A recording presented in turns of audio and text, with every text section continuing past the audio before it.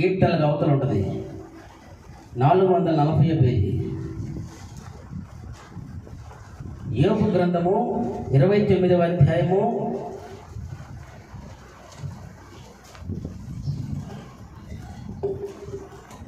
14వ వాక్యం చదువుకుందాం. నేను తీశారు అందరూ? యోబు గ్రంథము 29, 440వ పేజీ. యోబు గ్రంథము 29వ అధ్యాయము 14వ వాక్యం చదువుకుందాం. చదువమ్మా. నేను నీతిని వస్త్రముగా ధరించుకొని ఉంటిని. నేను నీతిని వస్త్రముగా ధరించుకొని ఉంటిని గనుక అది నన్ను ధరించెను. నా న్యాయ ప్రవర్తన నాకు వస్త్రమును పాగయు ఆయను. చాలండి. ఏ వస్త్రం ధరించుకోవాలంటే మరా నీతి అను వస్త్రం ధరించుకోవాలి. నీతి అనే వస్త్రం ధరించుకోవాలి. రైతులో ఏమండి, చాలామంది ప్రభువుని నమ్ముకుంటారులే కానీ ఆయనలో ఉన్న నీతి మనలోకి తెచ్చుకోరు, వారిలోకి తెచ్చుకోరు. ఇంకా ఎంత నమ్మినా ఎంత ప్రార్థించినా ఆ నీతి వారిలోనికి రాదు. ఎక్కడో కాడ తేడా పడుతూనే ఉంటారు. నీతిమంతుడు కదిలించబడిన వాక్యం సెలవిస్తుంది. నీతిమంతుడైతే కదిలించబడడు. ఎన్ని శోధనలు వచ్చినా, ఎన్ని బాధలు వచ్చినా, ఇరుకులు వచ్చినా, ఇబ్బందులు వచ్చినా నీతిమంతుడు కదిలించబడడు. గట్టిగా చప్పట్లు కొడుతూ హల్లెలూయా. నీతిమంతుడు కదిలించబడడు. ప్రభువు కోసం నీతి కలిగి ఉంటాడు. యోబుకి ఎంతో శ్రమలు వచ్చినాయి, యోబుకి ఎంతో శోధనలు వచ్చినాయి. ఎన్ని శోధనలు వచ్చినా, ఎన్ని శ్రమలు వచ్చినా, ఎన్ని ఇబ్బందులు వచ్చినా నీతిమంతుడు గనక 10 మంది పిల్లలు ఒక్క రోజే చచ్చిపోయినా, ఆయన ఆస్తులు, గొర్రె మందలు, మేక మందలు, ఇల్లు మొత్తం కూలిపోయినా, అక్కడి నుంచి పోయినా ఒంటరిగా ఆయన మిగిలిన యెహోవా ఇచ్చెను, యెహోవా తీసుకొని పోయిను, యెహోవా నామమునకు స్తుతి కలుగును గాక. గట్టిగా చప్పట్లు కొడుతూ ఆ నీతిగా నిలబడ్డాడు. నీతిమంతుడు నమ్ముకున్నాడు కాబట్టి ఆ నీతి ఆయనలో ఉంది.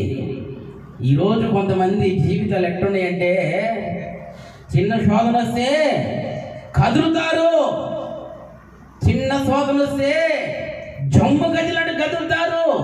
నీళ్ళల్లో జమ్ములు ఉంటాయి తెలుసా? గాలి వచ్చిందనుకో, ఇటు గాలి వస్తే ఎటు వంగుతారు? ఎట్టు వంగుతారు. అటు గాలి వస్తే ఎట్టు వంగుతారు. ఇటు గాలి వస్తే ఎట్టు వంగుతారు. చివరికి ఇటు గాలి వస్తే ఎరగబడి చస్తారు. నీతి లేని జీవితాలు ఎప్పుడూ వంగుతూనే ఉంటాయి. నీతి అనే వస్త్రం నీకు కావాలని దేవుని వాక్యం సెలవిస్తుంది.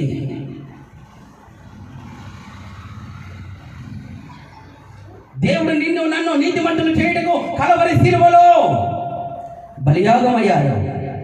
నీ కోసము, నా కోసము కోడా దెబ్బలు తిన్నారు. నీ కోసము, నా కోసము ఆయన శరీరం అంతా నాగల చాలా వలె దున్నబడింది.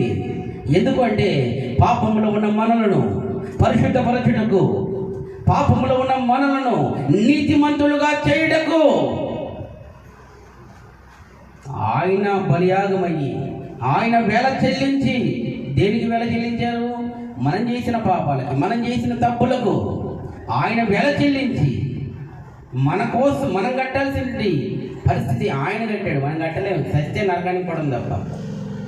ఆయన మన కోసం మరణించి తిరిగి లేచి ఈరోజు ఆయన రక్తాన్ని సిద్ధపరిచి ఉంచాడు. ఎవరైతే ఆయన నమ్ముకుంటారో ప్రతి బిడ్డ మీద ఆయన రక్తాన్ని ప్రోక్షిస్తాడు. రైతులో ప్రతి బిడ్డ మీద ఆయన రక్తాన్ని ప్రోక్షిస్తాడు. మన మీద ఏ పాపం ఉండదు, ఏ దోషం ఉండదు. సాతాను గాడు ఆరోపణ చేయలేడు. ఎప్పుడు? నీతి అనే వస్త్రం మన మీద ఉన్నప్పుడు, రక్షణ అనే వస్త్రం మన మీద ఉన్నప్పుడు, వాక్యం అనే వస్త్రం మన మీద ఉన్నప్పుడు సాతాను మన మీద ఏ ఆరోపణ చేయలేడు. ఏదైతే కొదువైతో అప్పుడు సాతాను గాడికి అలుసైపోతాం. అలుసైనాను అందరికీ, నలుసైనాను నా వారికి. ఆమె అలసైపోతాం. సాతాను గాడికి అలసైపోతాం. జ్ఞాపకం అదే చేసుకొస్తాడు సాతాను గాడు. ఏది నువ్వు ఆ రోజు అట్లా చేసివుగా, ఈరోజు అట్లా చేసివుగా.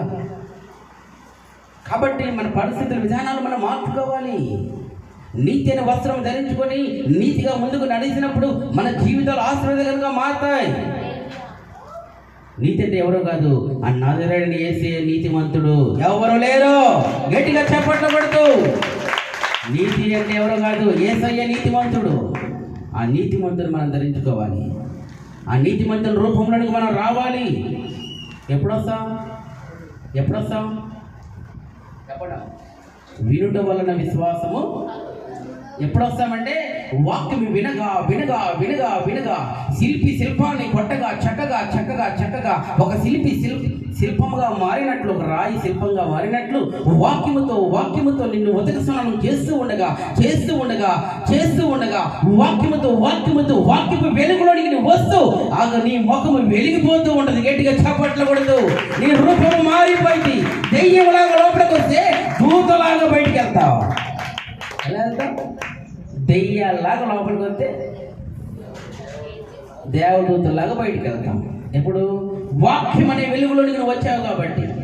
వచ్చేటప్పుడు ఎట్టొచ్చావు తెలుసా? దిగులతో, బాధలతో, కష్టాలతో, కన్నీళ్ళతో, అనేక శోధనలతో. కానీ ఇప్పుడు భయము లేదుగా, దిగులు లేదుగా, యేసుని నమ్మిన వారికి. ఎవరికి లేదు?